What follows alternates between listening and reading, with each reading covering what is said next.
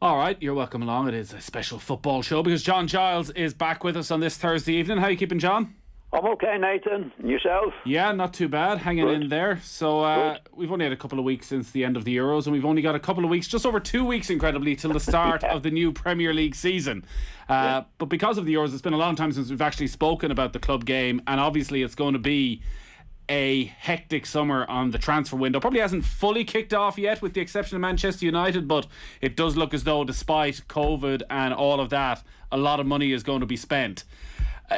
What Manchester United are doing, firstly, a new contract for 3 years for Ole Gunnar Solskjaer, but also getting in early with the signing of Jadon Sancho completed, and also this week the signing of Rafael Varane, a multiple Champions League winner, a World Cup winner, a 28-year-old who still looks as though he might be at the top of his game. It feels like it's already turning into a very good transfer window for United. Yeah, well, they're not shy about spending a few bob anyway, Nathan. And I think giving Solskjaer a new 3-year contract, I think the pressure's on him now, Nathan. You know, I think he's got to spend a fair bit of money on Sancho and Varane. So I think he'd be expected to win something, one of the major trophies this year, Nathan. And that depends now on, I see, like we keep going back to Pogba with Manchester United. Like, it's still the problem, if you could call it a problem, Nathan. Like, he hasn't extended his contract. There's still talk about whether he will go or whether he will stay. And at this stage in the season, having bought the players that they bought, they need Pogba to get sorted out, or get him sorted out, Nathan, I would imagine. You know, a lot of what we've spoken about with United over the last couple of years is around the midfield and around Pogba and trying to get the best out of Pogba. But defensively, does Varane transform them at the back in the way, say, a Van Dijk did at Liverpool? I'm not so sure, Nathan. I mean, I watched him in the Euros this year, playing for France, and I didn't think he played well at all. You know, especially against Switzerland, when Switzerland beat them on the penalties and went to conceded 3 goals. I didn't think he played well. But he is an experienced player and has proven himself over the years. So he should be a good signing. But I would have been a little bit concerned about him, having watched him playing for France in the Euros. Sancho was a player they have been chasing for a long time, and it was a real source of frustration for United fans that they didn't get him last summer and didn't make the investment then. He looks like a player that they already have in some ways, and that they have Mason Greenwood, they have Marcus Rashford, they have Anthony Martial. Do you see him playing on the wing and Greenwood being ready at this stage to be a lead striker for United? Well, it looks that way, Nathan. You know, we didn't see that much of him in the Euros. I mean, but what we did see looked very, very good. I'm talking about Sancho now. Certainly, he looks like he's going to be a real signing for them. I think Greenwood could play anywhere across the front line, Nathan. And he's a very talented lad. That he's got to go now from being a promising young player into a real player now. I mean, he's still quite young, but there was, watching him last season, he was a very, very talented lad, but looked a little bit immature for what's needed. So he's got to grow up quickly during the summer here now and really get on, because he won't get in the team. Don't forget, he's got Lingard back into the team, into the squad again, Nathan. And, you know, Daniel James, who's a player who hasn't been mentioned a lot, hasn't played much, I think is a very, very good player. So there should be a lot of good forward play from Manchester United and a lot of competition there, Nathan. Definitely. Yeah. But Sancho looks the part. Now, we didn't see much of him really in the no, he only started the one game. But what I saw of him, he looked very good. He can beat players. It looks like he wants to beat players, and that's something now you don't see so often. And the way Manchester United have the players, you know, Sancho can do it, Rashford can do it. I think Lingard can do it. Lingard had a really, really good season for West Ham, as we know. So, like, they've got a lot of Daniel James can beat players. So they should be okay in the forward line. It's just a midfield now and again. I think, I know I keep going on about it, Nathan, but I think they have to sort out the Pogba situation. Yeah. I mean, he's only got 1 year left on his contract, and there's still talk, well, is he going to Paris Saint-Germain? Is he going here? Is he going there? I mean, we've had 3 or 4 years of that. You know, he should be settled down, and Solskjaer needs for him to be settled into the club, and he's going to be a major part of the team. The issues for United then in midfield, in the middle of midfield, with Pogba, like they had to play 2 what would be called holding midfielders in the majority of games, so McTominay and Fred, a feeling that maybe they had to protect the defence. Maybe that changes with Varane's arrival, but there is a sense that it's a square peg round hole situation with Pogba. They've never been able to find a position that gets the best out of him. Is there a player they can sign in midfield that would get the best out of Paul Pogba? Does a Declan Rice coming in suddenly mean you can play Pogba in a different position where they get the best out of him? Well, I don't think it shouldn't need that, Nathan. You know, if you've got a great player, the great player, you don't have to find a position for him. You know, he finds the position and gets the job done. You see, I think what you find with Pogba, he's so inconsistent that, you know, and I don't think his positional sense is great for a midfield player. I think he's brilliant on the ball, very, very talented lad, can distribute the ball. But for getting on the ball on a consistent level in the middle of the field, I don't think he's good at that. But I think it's a lot of attitude with Pogba. I mean, if you're in a situation, Nathan, as a player, where am I going, am I not going, do I want to stay, do I want to go, it's very hard to get the best out of them. And it seems to be with Pogba that, like, he's there, 4 or 5 years now, and there's still talk, well, is he going to stay, is he going to go? Every season there's a talk about where is he going to go. I mean, first of all, you have to be committed to the job and committed to the club to get the best out of yourself. And now this is a situation now where he's got a year's left on his contract and he can go for free next season. Now, he hasn't come to, well, they haven't agreed terms, from what I can see, that is still the situation. So it means if you're not committed to the club, you haven't got your mind on the job, Nathan. That's my feelings about Pogba with Manchester United. Yeah. I mean, really, he should have committed himself to a contract now for the next 2 or 3 years and say, this is it, this is what I've got to do. Now, the season's going to start in 2 weeks' time, and there's still talk about whether he's going to go, whether he's going to stay. Is he going to sign a new contract? If he does, I mean, to be honest, if I was Solskjaer, if he didn't sign a new contract now, I'd get rid of him. Because Nathan, if it comes to the Christmas time, he can actually sign for a club at Christmas, you know, and having to stay at Old Trafford for another few months. You can't be committed to the job. And when you've got players now that they're bringing in and players around who are terrific players, I mean, what are they going to think of somebody who's in that situation? That's how you build a team spirit. But it's very difficult to build a team spirit if one of your best players, or one of the players is regarded as one of your best players, doesn't know whether he's going to stay at the club or not.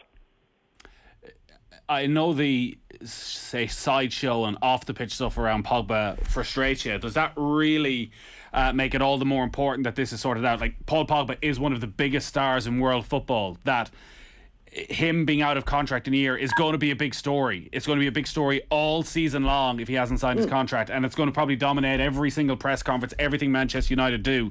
That, considering the investment they've made, is probably a headache and a sideshow that Ole Gunnar Solskjaer could really do without. Oh, definitely. You don't need...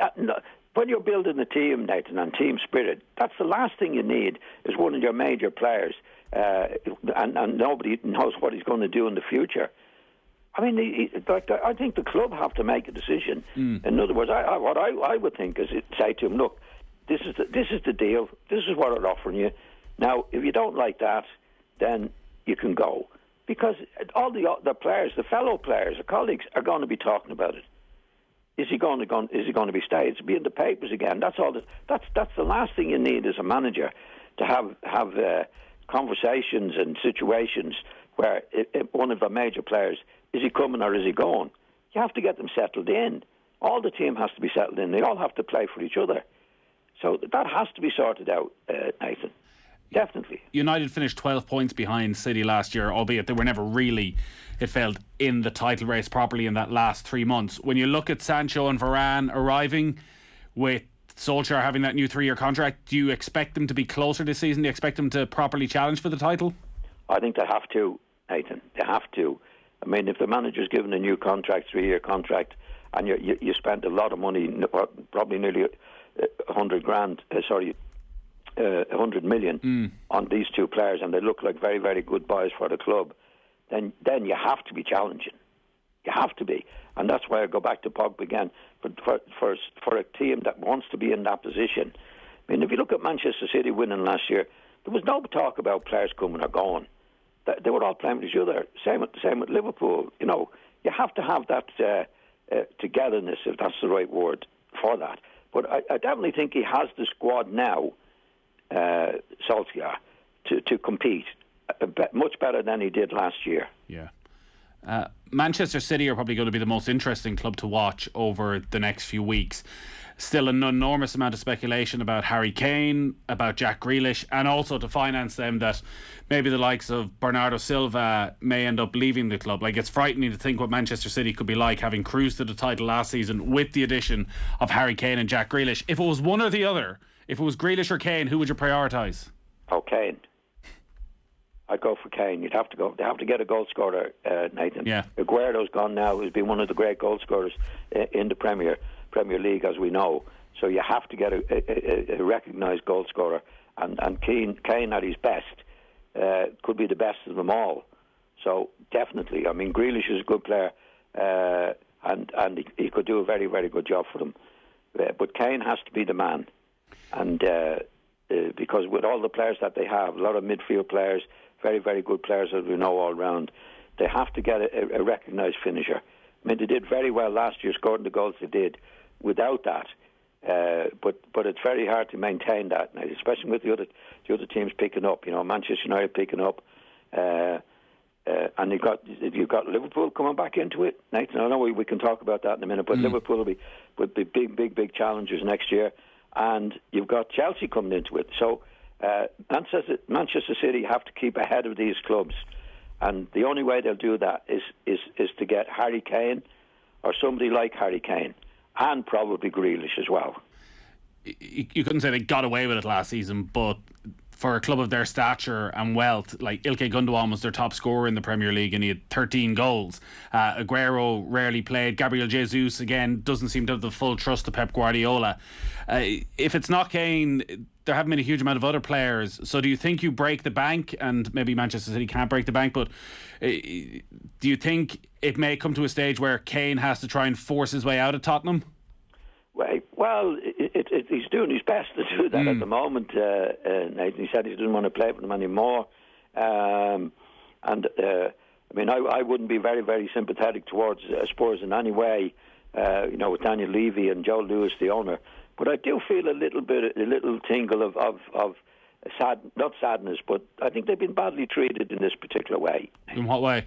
Well, Harry Kane he's got 2 years left on his contract. And I think he signed a contract maybe 2 years ago on very, very, very good terms, which he insists on, quite rightly, because he deserves it. But it's very difficult, mid-contract, having committed yourselves to the club, to say, well, I want to go now. Yeah. No, I don't think that's fair. If the club have obviously made plans around him, not very good plans, and he has done his stuff for them. But I think when you've signed a contract, then you're obliged to see that contract out. That might be an old-fashioned way of looking at it, Nathan. But I don't think you can just say all of a sudden, no, I don't want to play for you anymore. I want to go. They gave him the 5-year contract for that particular reason. That they tied him up, wants them to stay at the club. So he's obviously insisted that he'll go. I think they'll have to let him go, but they won't let him go for nothing. That's for sure. Like, we're talking about United being contenders. If City sign Kane, I don't know, nailed on for the title? Not necessarily. Obviously, they need a Kane. If they don't get somebody like Kane, I could put them 2 or 3 down the list. Right. So it's that important. Oh, very important. I mean, you've got Manchester United, and don't forget, you've got Liverpool coming back into the race. Liverpool haven't gone away, as they say. Liverpool will be back. They've just signed a centre-half, and he looks like a very, very good player from Leipzig. What's Ibrahim Konate? Yeah, his name. Ibrahim Konate. Yeah. Yeah, I think he's the lad I signed. He looks a very, very good player. So Liverpool will be back into it, definitely. Chelsea will come into it if they can get a striker. There's talk about Haaland, Lukaku coming back there. If Manchester City don't get Harry, then they have to go for Haaland if they can get him. He's another top notcher, but they need somebody. But if Chelsea get one or other of those, Nathan, they're going to take a bit of beating as well. I'd say all the top clubs would be scared stiff of them coming into next season. Yeah. Just on Liverpool, so as you said, they've signed Konate, and even this evening, Virgil van Dijk and Joe Gomez are back in the squad for the first time for a pre-season game. Though the way Klopp is talking, he may try and ease them back in when the new Premier League starts. But at the other end, we're heading into a fifth straight season of a front three of Salah, Firmino and Mane. Do they need to freshen that up? Do they need to add somebody in to put a bit of pressure on those three players? Well, they got the lad from Spurs, from Wolves. From Jota. You think that's enough, yeah? Oh, yeah. Yeah, I think he's a terrific player. I think he'll play a lot more matches next season than that. But this is Liverpool coming back. Liverpool had a bad season. They finished up okay, Nathan, but they haven't gone away. I mean, if I were Man City and all the other clubs up around there, I'd Manchester United, Liverpool are going to be a force, Nathan, in my opinion, really next season. What about midfield? I think they'll have enough. I think they're pursuing a policy now, Nathan, that they're not going to give, say, 30-year-olds long contracts. I think they've lost Wijnaldum on that, who's a good player, and I think from what I can read in the paper, Henderson has got a year of his contract left, only a year left on his contract, so they're obviously not pushing for 2 or 3 years there either. Now that's a policy they want to pursue. It's a financial policy. I wouldn't agree with it necessarily for the player's point of view, because somebody at 32, 33 can be invaluable to a club, and Henderson has been that man. So we'll have to wait and see what. But I think Liverpool will be back as certainly one of the favourites. Gini Wijnaldum, as you say, has left out of contract and has ended up going to Paris Saint-Germain. He played every single Premier League game for Liverpool last season and has been consistently in the side ever since he came from Newcastle.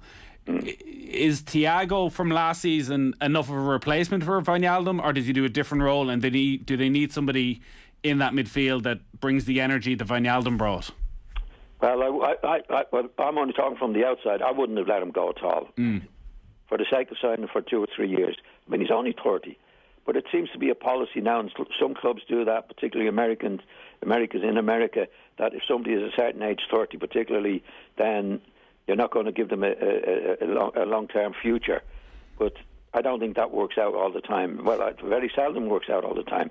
If these lads are fit enough, they can only get better. I mean, if you put that rule on Messi, for example, he'd have been gone 4 years ago. Yeah. Right? It depends on the individual. I mean, if some lads get to 30 and they look 35, but looking at Wijnaldum, for example, last year, he looked as fit as ever he has done in the past, and you're letting him go for nothing. I don't agree with that policy, and I think Henderson might be in the same position next year. But I think Liverpool have a big squad. Sorry, to get back to the question asked about what's the name of the lad coming in, you say? Thiago obviously came in last summer, and they haven't added a midfielder since Wijnaldum went. Yeah, well, I don't think this lad can take Henderson's place or Wijnaldum's place. Right. So, but Liverpool will be there, Nathan. Liverpool will be there. By the sounds of it, you think that's as much as the players, as much as maybe the personality of the players and the team and the manager? Yeah, I think they'll be back. They finished okay. They did well to get into the Champions League, as we know.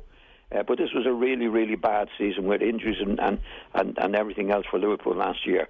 But I think to be back again as they were the previous season to last season, and I think they're a real threat for the Premiership. Chelsea are going to be a really interesting team to watch. They're obviously the European champions now, and all the confidence that will come with that. A lot of question marks around, again, their strikers. So Olivier Giroud is gone. Timo Werner is there. It seems as though Tammy Abraham is going to leave as well. Like Werner last season, we all felt a bit sorry for him. A bit of pity for a striker is never what you want for your striker with the amount of chances he missed. The fact he gets himself into positions, John, we might say is a good thing. Has he enough quality to get them in the hunt for a title, or do they need a Kane or Haaland to get to that next level? Well, unless there's a dramatic change in Werner, Nathan, from last season, it does happen where, I think it was his first season, getting back into it, he gets a rest in the summer and can come back and do what we know he can do. That's the big gamble now for Chelsea. But I think if Haaland became available, I wouldn't be surprised if Abramovich went for him, to be on the safe side. You're on a wing and a prayer, I think, with Werner next season, because is he going to be the nervous guy that we saw this season, or is it the guy we saw before? We don't know. But with Haaland, I think Haaland is up there with the best in the world. And I wouldn't be surprised if Abramovich did go for him, having had Tuchel do what he did last season. He did remarkably well in the short spell he was there, as we know, winning the Champions League. I think Abramovich would get the money out for him. So that's the big thing with Chelsea next year. They have Havertz, Werner, Pulisic. They're good players, but they haven't proven themselves to be the goal scorers that's needed in this particular situation. Havertz might be a particularly interesting one to watch, because he had a bit of an injury-plagued season for large parts of it, but really seemed to kick on when he got a bit of fitness towards the end of the season, particularly in those big European games. Well, if they do, Nathan, they'll be real. I mean, the Chelsea will frighten the life out of these boys that we regard as the top boys. Really will. I mean, we talk about Manchester United, Liverpool, Manchester City as probably the favourites. But if he gets a goal scorer, or any of these the goal scorers come good, this fella will be there. Anything else that stood out for you in the transfer window so far? Not really. There hasn't been really that much in it, Nathan. There's been. I know we're talking about Grealish and Kane and that. There hasn't been that much big stuff. Yeah. I think Leicester signed a couple of players for what it's worth, and I'm only mentioning them because their buying of players in recent years has been really, really good. And they brought two youngish lads, I think. Daka and Samore, yeah. So again, that real Leicester way of investing in young players from the continental leagues, almost preparing themselves for selling some of their better players, so they've ready-made replacements. Well, that's what they've done, and they've done it really well, Nathan. So I don't think they will challenge for the Premiership, but they'd look at them having a good season. Haven't done what they did last year. West Ham, just to bring them into it, Nathan. I don't think it's good there. There's an awful lot of talk about the owners selling the club. Yeah. And if you're going to do that, you're not going to be buying players in. And they've lost Lingard as well back to Manchester United. So I think it's going to be a difficult season for David Moyes. Leeds have got rid of Alioski, the left back. Junior Fruchtbro's come in from Barcelona, and Jack Harrison has gone on a permanent deal from Manchester City. So you feel with Leeds, it's not almost about the players, it's just about the manager. As long as they keep him, they can really achieve anything. Yeah, I think he bought one player, Nathan, not for an awful lot of money. I don't think they're spending an awful lot of money. But they finished well last season, as we know. But I think to give them a bit of a boost, I think they could have bought a couple of players, Nathan, this year. Because, last year was their first year back. And players, we saw with Sheffield United, it does happen that they play above themselves for that particular season. And then, the novelty wears off. It does happen. And that'll be my only fear for Leeds with Bielsa. I think he could still be doing his stuff, but he might not get them as much out of the players as he did last season, especially with getting maybe 2 or 3 new players in. Yeah, we'll see what happens over the next few weeks. Before we let you go, we have a question in. How would you spend the last few weeks of the off-season when you were playing? Would you be on the golf course or would you be in the gym? No, I'd be having a rest, Nathan. I'd play more golf in it.